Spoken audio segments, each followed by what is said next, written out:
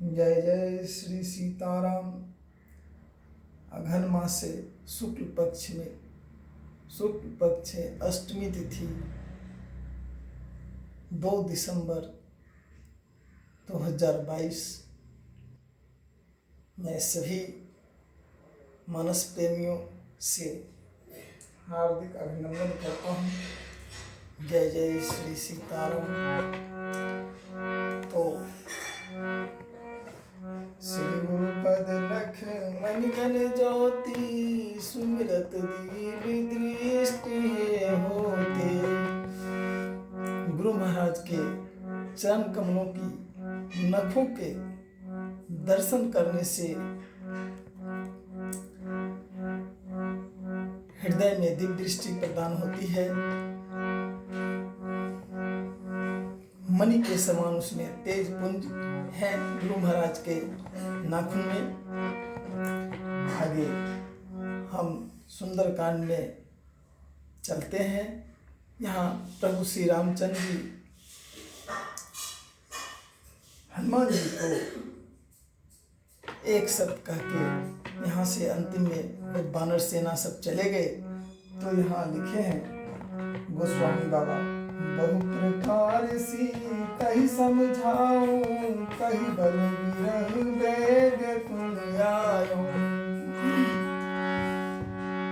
हनुमंत जनन सुफल करि माना, चलै हृदय धरि कृपा निधाना।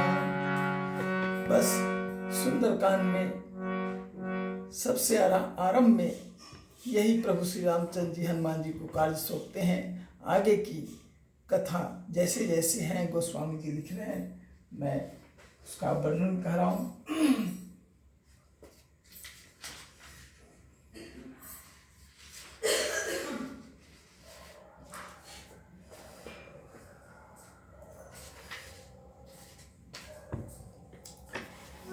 सबसे पहले मंगलाचरण में गोस्वामी जी लिखे हैं, शांतम स्वास्थ्य प्रेम निर्वाण, शांतम स्वास्थ्य तम प्रेम मनग्नम निर्वाण शांति प्रदम ब्रह्मा शंभु फणीन्द्र से विषम वेदांत वेदम विभुवम।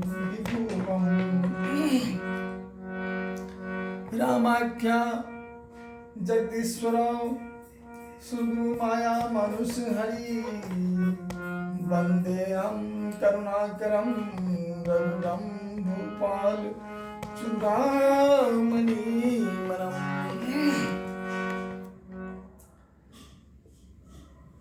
भावार्थ, शांत सनातन अप्रेम्य प्रमाणों से परे निष्पाप मोक्ष रूप परम शांति देने वाले ब्रह्मा शंभु और शेष जी से निरंतर सेवित वेदांत के द्वारा जानने योग्य सर्वव्यापक देवताओं में सबसे बड़े माया से मनुष्य रूप में दिखने वाले समस्त पापों को हरने वाले करुणा की खान रघुकुल में श्रेष्ठ तथा राजाओं के शिरोमणि राम कहलाने वाले जगदीश्वर की मैं वंदना करता हूँ। ये गोस्वामी बाबा सुंदरकांड के आरंभ में मंगलाचरण में लिखे हैं। रघुपते हृदय समिते सात बदामी चौ भवान खिलांतरात्मा, भक्ति प्रक्ष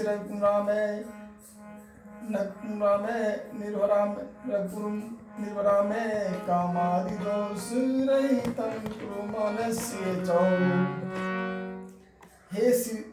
हे रघुनाथ जी, मैं सत्य कहता हूँ और फिर आप सब के अंतर आत्मा ही हैं।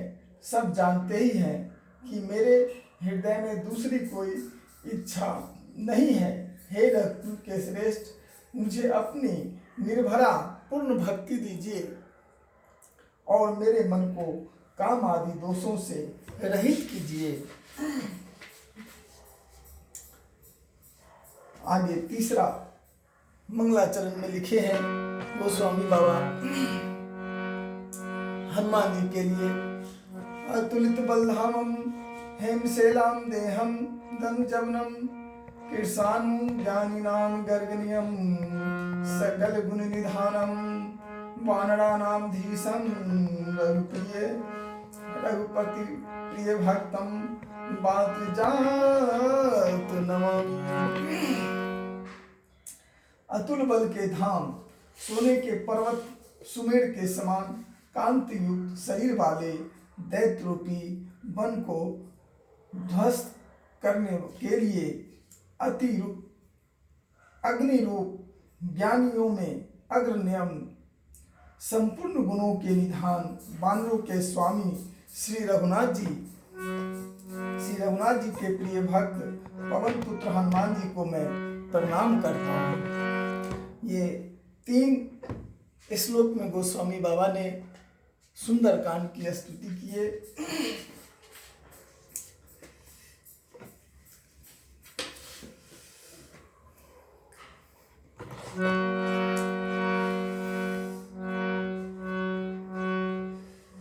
दोहा नंबर 29 किष्किंधा कांड से आरंभ होता है सुंदरकांड। हम सुंदरकांड को स्तुति को पहले ले लिए थे। यहाँ बाली बधत प्रभु बाधियो सोतन बरमिन जाय भय धरी महदीन सात प्रदक्षिण गाय। बाली के बांधते समय प्रभु ने इतने बढ़े कि उस शरीर का वर्णन नहीं हो सकता, किंतु मैंने 2 ही घड़ी में दौड़कर उस शरीर की 7 प्रदक्षिणा कर ली। 2 घड़ी यानी कि 24 मिनट का एक घड़ी हुआ। 48 मिनट में विराट पुरुष को अपने यौवन अवस्था में जामवंत जी कह रहे मैंने परिक्रमा कर लिया। आगे लिखे हैं गोस्वामी बाबा, अंगद कहूँ जाऊँ मैं पारा जिय संशय कछु फेरति बारा जामवंत कह तुम सब लायक पठई की सब ही कर नायक। अंगद ने कहा मैं पार तो चला जाऊंगा, परंतु लौटते समय के लिए हृदय में कुछ संदेह है। जामवंत ने कहा तुम सब प्रकार की योग्य हो, परंतु तुम सबके नेता हो, तुम्हें कैसे भेजा जाए। जब संपाति ने बताया कि मैं माता जानकी को देख रहा हूँ समुद्र के किनार, तो सब वानरों ने अपना अपना अनुमान लगाया, मैं इतना जा सकता हूँ उतना जा सकता हूँ। उसी में अंगद जी ने कहे कि मैं चला तो जाऊंगा, मैं आ नहीं सकता। यहाँ संकेत है कि ये भवसागर जो है हमारा आपका, ये यही समुद्र भवसागर है। ये रामायण में संकेत है इस बात को। आगे कही पति सुनो हनुमाना चुप साधि रहो बलवाना पवन तनय बल पवन समाना बुद्धि विवेक विज्ञान निधाना। जब सब वानरों ने कहा मैं चाहूंगा, प्रतियोगिता की तो बात नहीं है, 100 योजन की बात है, तो सब ने अपने बल का पराक्रम बताया। और अंगद जी भी अपना बताए मैं जा तो सकता, आ नहीं सकता। ये भवसागर इसी तरीके से हम लोगों का जीवन है। आगे जामवंत जी ने सोचा कि हनुमान जी कुछ नहीं बोल रहे, एक साइड में बैठे हुए, तो हनुमान जी को उन्होंने बरपन किए। हमको किसी से अगर काम लेना होता है तो सबसे पहले उसका हम बुद्धि विवेक पिता का नाम लेते हैं, ताकि वो उमंग में आ जाए और उस काज को कर दें। तो लिखे हैं कही पति सुनो हनुमाना चुप साधि रहो बलवाना पवन तनय बल पवन समाना बुद्धि विवेक विज्ञान निधाना। हे हनुमान जी, आप पवन के पुत्र हैं, पवन के समान हैं। बुद्धि विवेक में विज्ञान निधाना, तुम पवन के पुत्र और बल के पवन के समान हो, तुम बुद्धि विवेक और विज्ञान के खान हो। ऐसे करके जामवंत जी बोले, लेकिन हनुमान जी फिर भी नहीं बोल रहे हैं। आगे लिखे हैं, हनुमान जी को अपना बल को याद दिलाना पड़ता है, बिना बल के याद दिलाए वो सुनते नहीं है। तो यही हमारे आपके जीवन का मूल मंत्र है, समझ लीजिए। कौन सो काज कठिन जग माही, जो नहीं होहि तात तुम पाही। राम काज लिए तब अवतारा, सुनहि भयो पर्वत कारा। यही हनुमान जी का मूल मंत्र है। हनुमान जी उससे पहले जब हनुमान जी को बर्पण किया गया, हनुमान जी को बल का बर्पण किया, बुद्धि विवेक का किया, हनुमान जी को कोई असर नहीं पड़ा। और हनुमान जी का मूल मंत्र क्या है? जगत में कौन सा ऐसा कठिन काम है जो तात तुमसे न हो सके। श्री राम जी के कार्य के लिए ही तो तुम्हारा अवतार हुआ है। यह सुनते ही हनुमान जी पर्वत के आकार के अत्यंत विशालकाय हो गए। यही हनुमान जी का मंत्र है, मूल मंत्र। पवन तनय कौन सो काज कठिन जग माही, जो नहीं हो तात तुम पाही। राम काज लिए तब अवतारा, सुनते ही भयो पर्वत कारा। राम का नाम लेते ही हनुमान जी पर्वत के आकार का हो गए। यही हमारे आपके जीवन का मूल मंत्र है। जो इस भव सागर को पार करना है तो राम नाम के साथ चलना पड़ेगा। हनुमान जी संत हैं। आगे गोस्वामी बाबा लिखते हैं, कनक बरन तनु तेज विराजा, मानहु अपर गिनह कर राजा। सिंहनाद करि बारहि बारा, मिलहि नागम जल निधि खारा। सहित सहाय राम नहीं मारी, आनौ यहाँ त्रिकूट पारी। जामवंत मैं पूछहु कोई, उचित सिखावन दीजहु मोही। हनुमान जी पर्वत का आकार होते ही वो कह रहे हैं, इसका संदेश ये है कि समाज में हम कभी भी अपने बड़े बुजुर्गों से विचार विमर्श लेके चलें, बड़ों का सम्मान करें, माता पिता का सम्मान करें। जामवंत जी से पूछ रहे हैं, जामवंत मैं पूछूं तो ही उचित सिखावन दीजहु मोही। जामवंत जी सबसे श्रेष्ठ थे, सबसे बड़े थे।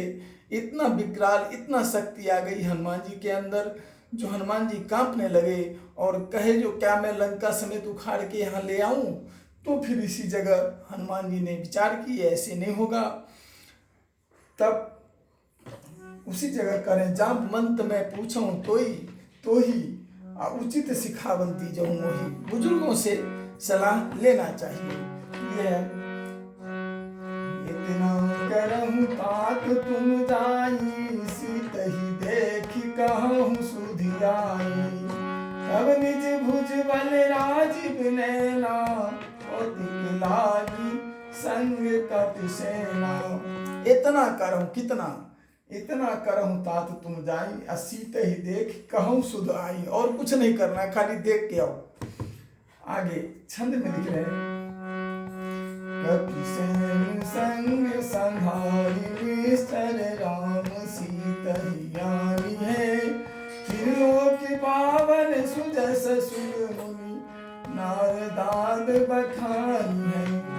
जो सुनत गावत कहत समझत, परम पद नर पावही। रघुवीर पद पदोच, मधुकर दास तुलसी गावही। ये गोस्वामी बाबा कह रहे हैं, वानरों की सेना साथ लेकर राक्षसों का संहार करके श्री राम जी सीता जी को ले आएंगे। तब देवता और नारद दादी मुनि भगवान के तीनों लोकों को पवित्र करने वाले सुंदर यश का बखान करेंगे, जिससे सुनने, गाने, कहने और समझने से मनुष्य परम पद पाते हैं और जिसे श्री रघुवीर के चरण कमलों का मधुकर भ्रमर तुलसीदास गाता है। बस इतना करके आना है, ज्यादा नहीं करके आना है, बाकी काम श्री राम जी करेंगे। ये जामवंत जी सेनापति अपने हनुमान जी को आदेश दे रहे हैं। इससे यह हुआ समाज में हम कभी भी बुजुर्गों से सलाह लेकर के ही कोई काम करें। ये जीवन यही भवसागर है। रामचरित सुंदरकांड का यही देश है। आगे लिखे हैं दोहा नंबर 30 में, भव है सज रघुनाथ जसु सुनहि जे नर अरुणार, तिनकर सकल मनोरथों सिद्ध करहि त्रिसार। नीलोत्पल स्तन श्याम कामी कोटि शोभा अधिक, सुनिता सुगुण ग्राम जासु नाम यद खगवधिक। ये कृष्ण कंधा कांड दोहा नंबर 30 तक यही गोस्वामी तुलसीदास जी अपने हनुमान जी से कह के भेज रहे हैं। श्री रघुवीर का यश भव जन्म मरण रूपी रोग की अचूक दवा है। जो पुरुष और स्त्री इसे सुनेंगे तीसरा के शत्रु श्री राम जी उनके सब मनोरथ सिद्ध करेंगे, इसमें कोई संदेह नहीं है। जिनके यहाँ लिखे हैं, जिनका नीले कमल के समान श्याम शरीर है, जिनकी शोभा करोड़ों कामदेवों से भी अधिक है और जिनका नाम पाप रूपी पक्षियों को मारने के लिए बाधिक व्याधि के समान है, उन श्री राम के गुणों के समूह लीला को अवश्य सुनना चाहिए। बोले संपूर्ण जगत के विश्वात्मा श्यावर रामचंद्र भगवान की जय। जय जय श्री सीताराम। सभी मानस प्रेमियों को हार्दिक अभिनंदन करता हूँ। जय जय श्री राम।